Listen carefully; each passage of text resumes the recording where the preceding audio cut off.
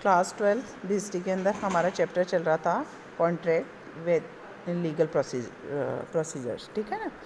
Provisions जो थे उसके बारे में हम पढ़ रहे थे। अनुबंध वैधानिक प्रावधान के अंदर हमने लास्ट लेक्चर में हमने पढ़ा था प्रस्ताव संबंधी वैधानिक नियम क्या है।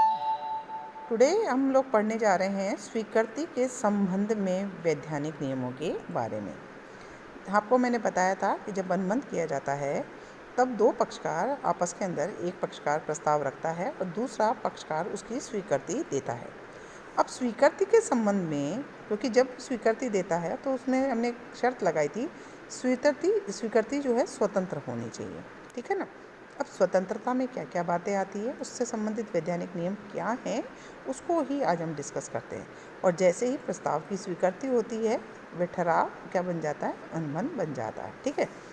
तो प्रस्ताव की स्वीकृति संबंधी प्रावधान क्या है, उसमें सबसे पहला है कि स्वीकृति पूर्ण तथा शर्त रहित होनी चाहिए। यानी जो भी आप अपनी हामी भरते हैं, स्वीकृति देते हैं, वो एक तो संपूर्ण होनी चाहिए और दूसरी उसमें किसी भी प्रकार की शर्त लगी हुई नहीं होनी चाहिए। दूसरा है, यदि प्रस्तावक ने प्रस्ताव की स्वीकृति में कोई विधि निश्चित की गई है, विधि निश्चित करके दी है, तो प्रस्तावित स्वीकृति उस विधि से ही होनी चाहिए। जैसे आपने लिखा कि आपने प्रस्ताव किया कि अगर आप ये जो शर्त लिखी हुई है, मतलब प्रस्ताव जो हमने किया है उसके अंदर विधि लिखी है मैंने कि आपको उस पर अपने हस्ताक्षर करके इसकी स्वीकृति देनी है, तो आप उस प्रस्ताव की स्वीकृति पर उस विधि के अनुसार स्वीकृति देंगे, यानी हस्ताक्षर करके ही देंगे, ठीक है। अगर कोई विधि का उल्लेख नहीं किया जाता है तो स्वीकृति उचित और प्रचलित विधि जो हमारी होती है उसके अनुसार ही होनी चाहिए। यानी अगर कोई प्रस्ताव के अंदर कोई विधि लिख दे तो उस विधि से, नहीं तो जो चिर प्रचलित चली आ रही है उसी प्रथा से स्वीकृति दी जानी चाहिए। तीसरी होती है स्वीकृति स्पष्ट उच्चारण करके या लिखित रूप में या आचरण के द्वारा, तीनों में से किसी भी प्रकार से दी जा सकती है। चौथी है कि स्वीकृति एक निश्चित समय में दे देनी चाहिए। जैसे प्रस्तावन के प्रस्ताव दिया और आप सोचे कि 1 महीने बाद दे देंगे, नहीं। अगर उसमें टाइम पीरियड है कि जैसे आज प्रस्ताव रखा और आपने 2 दिन में उसको बोला कि आप 2 दिन में बता दें मुझे कि आपको ये मंजूर है या नहीं, स्वीकृत करते हैं या नहीं, तो आपको उस निश्चित समय में उसकी क्या देनी चाहिए, स्वीकृति देनी चाहिए। अगर उसके बाद अगर आप स्वीकृति देते हैं तो अनुबंध का निर्माण कभी भी नहीं हो सकता है, वह बेकार हो जाता है, यानी अवैध हो जाता है।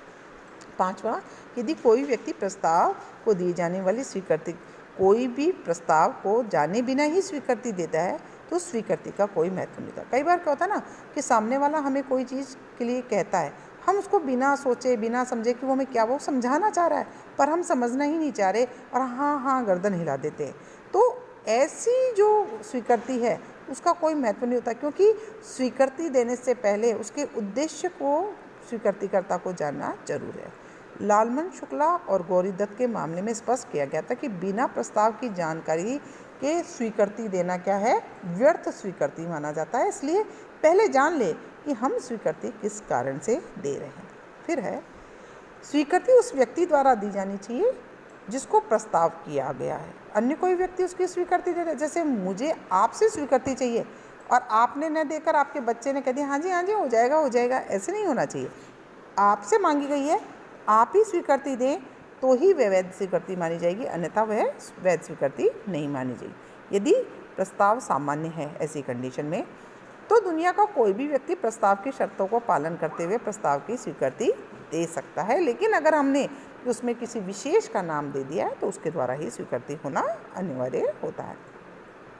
7वां पॉइंट जो है, यदि प्रस्तावक द्वारा स्वीकृति की विधि निश्चित तय गई है किंतु मौन रहने पर उसकी स्वीकृति नहीं मानी जा सकती, लेकिन कभी कभी मौन रहने पर भी स्वीकृति का लक्षण माना जाता है और वैधानिक दायित्व उत्पन्न हो सकता है।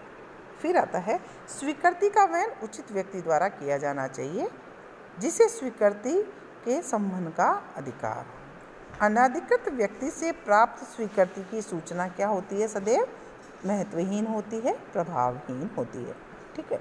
यदि प्रस्ताव की स्वीकृति के संबंध के माध्यम का निर्धारण नहीं किया है तो स्वीकृति उचित और प्रस्तुत ढंग से देते हैं, लेकिन अगर माध्यम का निर्धारण किया गया है तो आपको स्वीकृति उसी माध्यम से, जैसे व्यवहार में डाकघर को उचित स्वीकृति का प्रचलित माध्यम माना गया है, तो अगर आप पोस्ट के द्वारा स्वीकृति भेजते हैं तो वो उचित मानी जाएगी। यदि स्वीकृति का पत्र देर से भी मिलता है तो प्रस्तावक उस स्वीकृति के लिए बाध्य होता है, क्योंकि बाध्य होता है।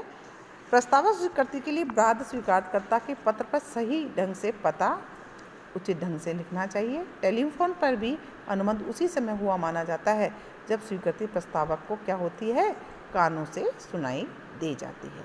इस प्रकार से हमारे जो प्रस्ताव की स्वीकृति संबंधी वैधानिक नियम जो हमारे कॉन्ट्रैक्ट एक्ट में दिए गए हैं वो इन सभी चीज़ों से परिपूर्ण होने चाहिए, तभी स्वीकृति क्या मानी जाती है, वैध मानी जाती है और पक्षकार के विरुद्ध कानूनी दायित्व उत्पन्न करती है। अब हम चल रहे हैं हमारा तीसरा पॉइंट, पक्षकारों में अनुबंध करने की क्षमता। हमने हमारा लक्षण पढ़ा था एक वैध अनुबंध के लक्षणों में कि पक्षकारों में अनुबंध करने की क्षमता होनी चाहिए। अनुबंध करने की क्षमता का मतलब क्या था कि पक्षकारों की वैधानिक क्षमता, यानी सरकार ने कहा है 18 वर्ष से कम की आयु का व्यक्ति, मानसिक रूप से स्वस्थ व्यक्ति, 18 वर्ष से कम की आयु का व्यक्ति उन्होंने उचित नहीं माना है। अगर वह पागल है, मस्तिष्क से सही नहीं है तो उसे उन्होंने अवैध माना है। पागल है तो उन्होंने गलत माना है। कानून द्वारा किसी भी प्रकार से अयोग्य घोषित किया हुआ है तो हम उसे क्या मानेंगे, कानून द्वारा अनुबंध करने की क्षमता क्या अयोग्य व्यक्ति मानते हैं। तो हमारी जो अधिनियम है उसमें अनुबंध करने की क्षमता का तात्पर्य है पक्षकारों में अनुबंध करने की क्षमता, जो कि अधिनियम की धारा 11 के अंदर जो व्यक्ति वयस्क है, स्वस्थ मस्तिष्क का है, कानून द्वारा अयोग्य घोषित न किया गया है, वही व्यक्ति केवल क्या कर सकता है, अनुबंध कर सकता है। इसके अलावा इनमें से किसी भी लक्षण को वो पूर्ण नहीं करता है तो वह अयोग्य करार दिया जाता है, जिसको हम कहते हैं कि अयोग्य व्यक्ति जो कि अनुबंध करने की क्षमता नहीं रखता है। चलिए अब हम अपने नेक्स्ट लेक्चर में जो पढ़ेंगे अनुबंध करने के लिए अयोग्य व्यक्ति कौन कौन होते हैं